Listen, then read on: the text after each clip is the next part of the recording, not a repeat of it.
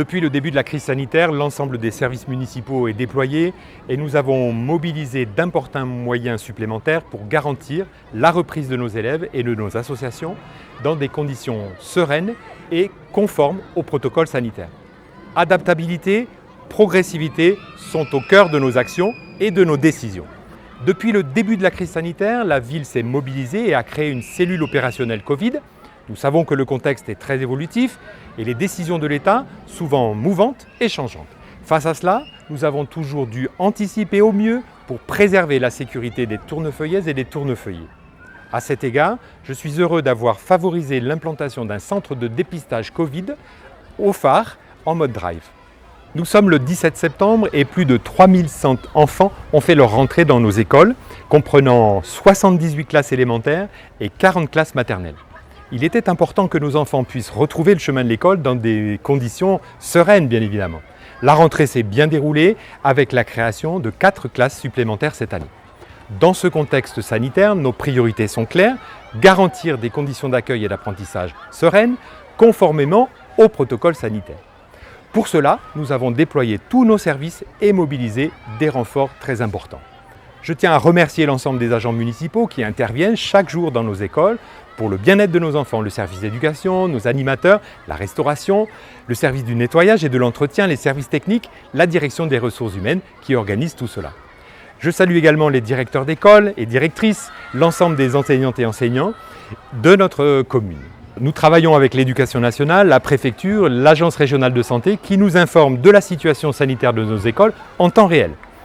Avec Rachida Lucaso, adjointe à l'éducation, nous tenons chaque jour une cellule opérationnelle pour anticiper au mieux les décisions prises avec l'Éducation nationale et le préfet. Vous le savez, à ce jour, plusieurs classes font l'objet de mesures d'isolement sur la ville et d'autres vont rouvrir cette semaine. J'invite d'ailleurs les parents à se tenir informés via le portail famille sur lequel nous mettons désormais en ligne toutes les informations portées à notre connaissance. Nous avons rouvert partiellement hier la crèche Moulin-Câlin qui a été impactée par le Covid. Bien évidemment, nous mesurons la difficulté des familles, mais nous nous employons à faire de notre mieux pour y répondre.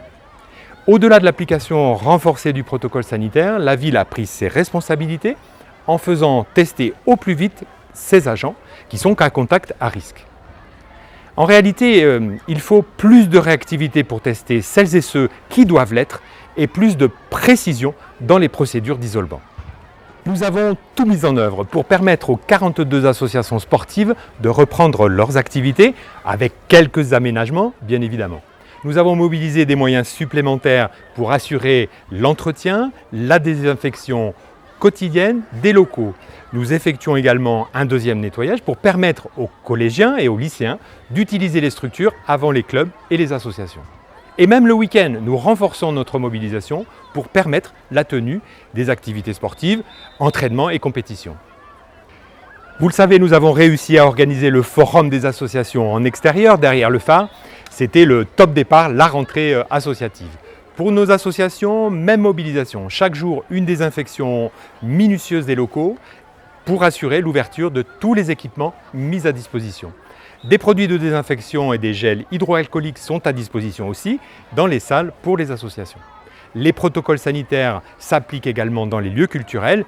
La rentrée culturelle s'est déroulée dans les meilleures conditions samedi dernier à l'Escale et se poursuit cette semaine avec l'Orchestre de chambre de Toulouse. À Tournefeuille, nous devons redoubler de vigilance. Il y a donc nécessité de continuer à appliquer les gestes barrières. C'est une responsabilité individuelle et collective, c'est la responsabilité de chacun. Et si nous respectons cela, nous pourrons à terme nous retrouver pour partager des moments plus festifs.